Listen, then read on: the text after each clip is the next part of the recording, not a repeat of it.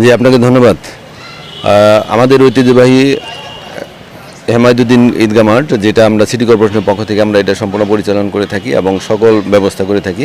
এখানে আপনারা দেখতে পাচ্ছেন আমাদের নামাজের যে জায়গা আছে, জায়গাটা সম্পূর্ণ ফ্লোর পাকা করা আছে। এখানে বৃষ্টি হলেও কোনো সমস্যা হবে না। আর উপরে আমাদের চাদর দেওয়া আছে, ত্রিপাল দেওয়া আছে।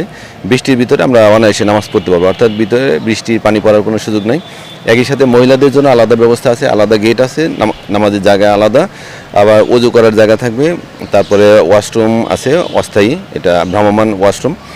এরপরে থাকবে হলো সিসি ক্যামেরাগুলো থাকবে, আর আইন শৃঙ্খলা রক্ষার জন্য আমাদের পুলিশ বাহিনী আছে, সাথে সাথে আমাদের সিটি কর্পোরেশনের সম্পূর্ণ টিম আমরা এখানে কাজ করব।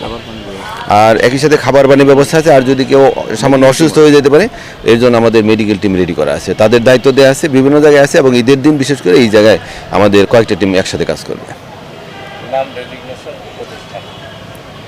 আমি মোহাম্মদ রেজাউল বারী, প্রধান নির্বাহী কর্মকর্তা, বরিশাল সিটি কর্পোরেশন।